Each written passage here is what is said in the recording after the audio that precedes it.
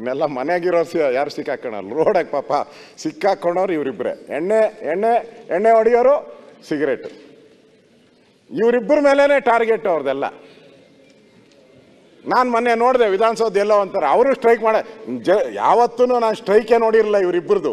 Cigarette ಹೊಡೆಯೋರು, ಎಣ್ಣೆ ಹೊಡೆಯೋರು ಸ್ಟ್ರೈಕ್ನ ನೋಡಿರಲಿಲ್ಲ. ಈಗ ಅವರು ಸಂಘ ಮಾಡ್ಕೊಂಡು ನಮ್ಮ ಎಣ್ಣೆ ನಮ್ಮ ಹಕ್ಕು ಅಂತ ಹೇಳ್ತಾ ಇದ್ದಾರೆ. ದಿನೇಶ್ ಅವರೇ, ಬಂದಿತ್ತಲ್ಲ ಇದು ಪೇಪರಲ್ಲಿ ಬಂದಿತ್ತು.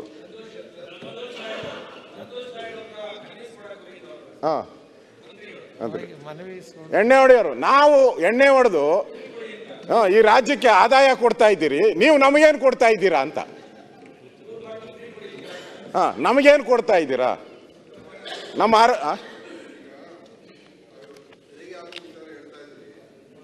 ಈ GST ಬಂದ ನಂತರ ಎಲ್ಲ ರಾಜ್ಯಗಳಿಗೆ ತೆರಿಗೆಯಲ್ಲಿ ಏನು ನಮ್ಮ ಹಿಂದೆ ಎಣ್ಣೆದು ಬಂದಿದ್ದೀನಿ, ಎಣ್ಣೆದೇನ ಇದ್ರೆ ಹೇಳ್ತೀನಿ. ಆಮೇಲೆ ಬರ್ತೀನಿ GST ಕೂಡ ಈಗ ಅವಾಗ ನೀವು ಮಾತಾಡಿ.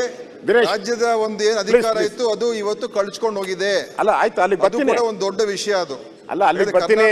ಈಗ ಎಣ್ಣೆ ಸುದ್ದಿಗೆ ಬಿಟ್ಬಿಡಿ, ಅಲ್ಲಿಗಿದ್ದ ನಿಮ್ಮದು ಇದೆ ಹೆಲ್ತ್ ಡಿಪಾರ್ಟ್ಮೆಂಟ್ ಅವರು, ಅವ್ರು ನಿಮ್ಮನ್ನೇ ಕೇಳ್ತಾ ಇರೋ ದುಡ್ಡು, ನಮ್ಮ ಎಣ್ಣೆ ದುಡ್ಡು ಎಲ್ಲಿ ಹೋಗ್ತಾ ಇದೆ, ನಮ್ಮ ಆರೋಗ್ಯಕ್ಕೆ ಎಷ್ಟು ಕೊಡ್ತಾ ಇದ್ದೀರಾ ಅಂತ ಕೇಳ್ತಾ ಇದ್ದಾರೆ. ನಿಮ್ಮ ಹತ್ರ ಅದಕ್ಕೆ ಸುದ್ದಿನೇ ಇಲ್ಲ. ಇವತ್ತು ತೆರಿಗೆ ಹೊರಟೋಗಿದೆ ಈಗ ರಾಜ್ಯಕ್ಕೆ.